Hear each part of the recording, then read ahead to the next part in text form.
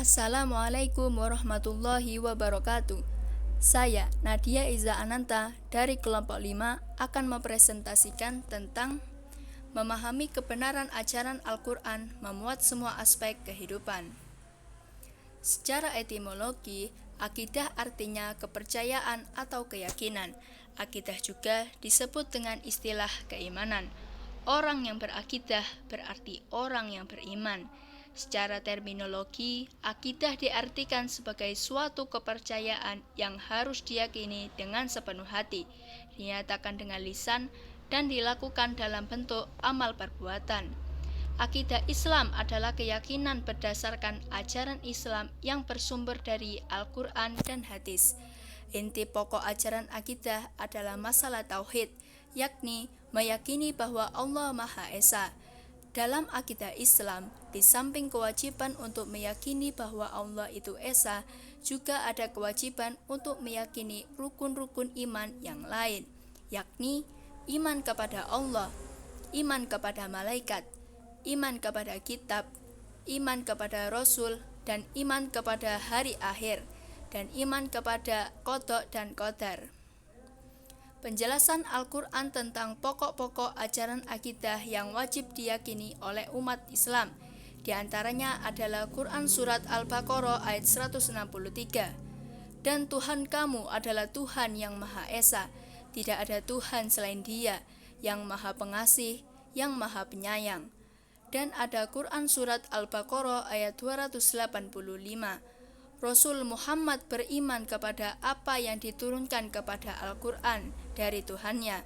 Demikian pula orang-orang yang beriman. Semua beriman kepada Allah, malaikat-malaikatnya, kitab-kitabnya, dan Rasulnya.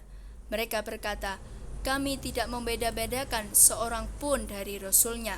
Dan mereka berkata, kami dengar dan kami taat. Ampunilah kami, ya Tuhan kami, dan kepadamu tempat kami kembali. Ibadah dan muamalah. Ibadah merupakan bentuk kepatuhan dan ketundukan karena keyakinan terhadap keesaan dan keagungan Allah sebagai satu-satunya Tuhan yang berhak disembah. Al-Quran menegaskan bahwa tujuan penciptaan jin dan manusia hanyalah untuk beribadah kepada Allah, sebagaimana dari surat dalam firman Allah Subhanahu wa ta'ala, Quran Surat Az-Zariyat ayat 56. Aku tidak menciptakan jin dan manusia, melainkan agar mereka beribadah kepadaku. Manusia beribadah hanya kepada Allah, karena meyakini bahwa seluruh alam adalah ciptaan Allah. Allah memerintahkan kepada seluruh manusia untuk beribadah hanya kepadanya, karena manusia hanya menyembah dan meminta pertolongan kepada Allah, bukan selainnya, sebagaimana firman Allah dalam Quran Surat Al-Fatihah ayat 5. Hanya kepada Engkaulah kami menyembah, dan hanya kepada Engkaulah kami memohon pertolongan. Macam-macam sifat ibadah. 1. Ibadah mahdah, yaitu ibadah yang tata caranya dan tekniknya telah ditentukan secara jelas dalam syariat, seperti sholat, puasa, zakat, dan haji. 2. Ibadah ghairu mahdah, artinya ibadah yang bersifat umum, tata caranya tidak ditentukan secara khusus.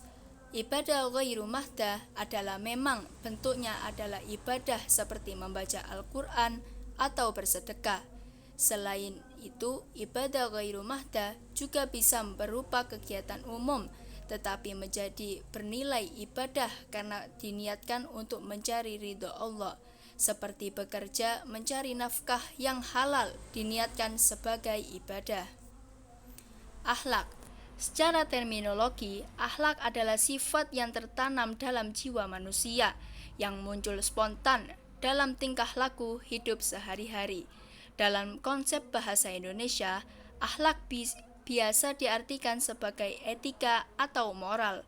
Akhlak merupakan satu fundamental penting dalam ajaran Islam. Rasulullah bahkan menegaskan bahwa tujuan diutusnya beliau adalah untuk memperbaiki dan menyempurnakan akhlak. Adapun di antara ayat-ayat Al-Quran yang dinyatakan tentang ajaran akhlak Nabi Muhammad SAW, antara lain adalah Quran Surat Al-Qalam ayat 4. Dan sesungguhnya engkau benar-benar berbudi pengerti yang luhur. Dan ada juga Quran Surat Al-Ahzab ayat 21. Sungguh telah ada pada diri Rasulullah itu suri teladan yang baik bagimu, yaitu bagi orang yang mengharap rahmat Allah dan kedatangan hari kiamat dan banyak mengingat Allah. Hukum. Dalam masalah hukum, Al-Quran memuat kaidah-kaidah dan ketentuan dasar bagi umat manusia.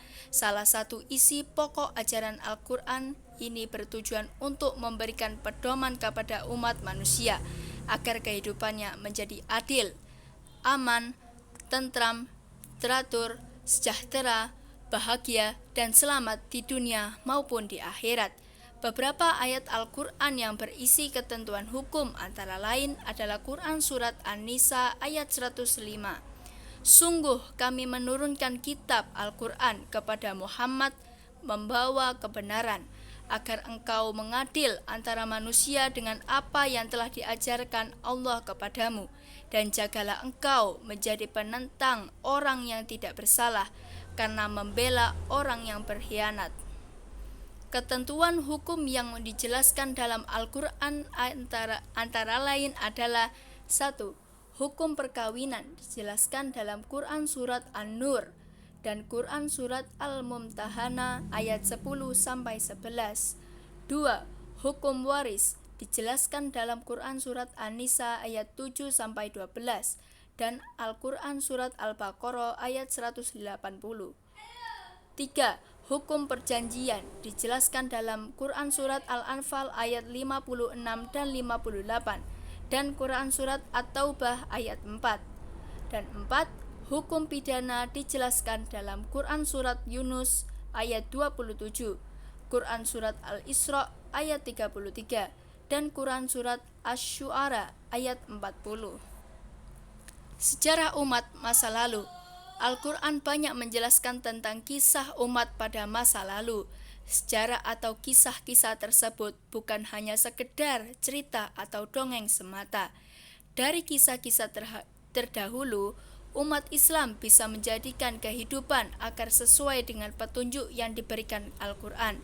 Hal ini ditegaskan Allah Subhanahu wa taala dalam firman Quran Surat Yusuf ayat 111. Sungguh pada kisah-kisah mereka itu terdapat pengajar bagi orang-orang yang mempunyai akal. Al-Quran itu bukan cerita yang dibuat-buat, tetapi membenarkan kitab-kitab yang sebelumnya, menjelaskan segala sesuatu dan sebagai petunjuk dan rahmat bagi orang-orang yang beriman. Dasar-dasar ilmu pengetahuan dan teknologi. Sebagai kalamullah, Al-Quran banyak mengandung ayat-ayat yang memuatkan pengetahuan dan teknologi. Karena Al-Quran adalah kitab suci yang ilmiah, pengetahuan dan teknologi yang tersirat dalam Al-Quran adalah dikembangkan guna bermaslahat dan kesejahteraan hidup manusia. Hal itu diisyaratkan pada saat ayat Al-Quran untuk pertama kalinya diturunkan kepada Nabi Muhammad SAW, yaitu Quran Surat Al-Alaq ayat 1-5. Bacalah dengan menyebut nama Tuhanmu yang menciptakan.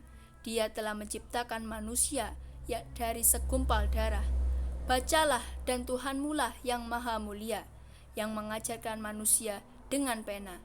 Dia mengajarkan manusia apa yang tidak diketahuinya. Perilaku orang yang menjadikan Al-Quran sebagai pedoman hidup. 1.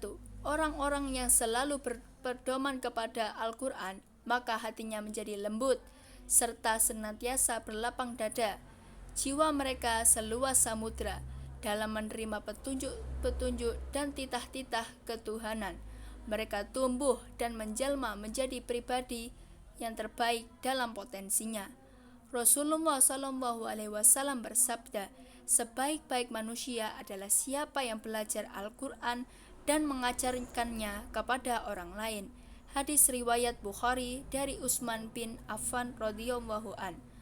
Membaca dan menelaah, menganalisa, memahami, mendalami, menyelami, mengamalkan Al-Quran adalah kehidupan sehari-hari, akan menumbuhkan hikmah dan kebijaksanaan dalam kehidupan. Proses pengamalan Al-Quran sebagai akhlak dalam kehidupan sehari-hari disebut sebagai upaya untuk membumikan Al-Quran. Sekian, terima kasih. Wassalamualaikum warahmatullahi wabarakatuh.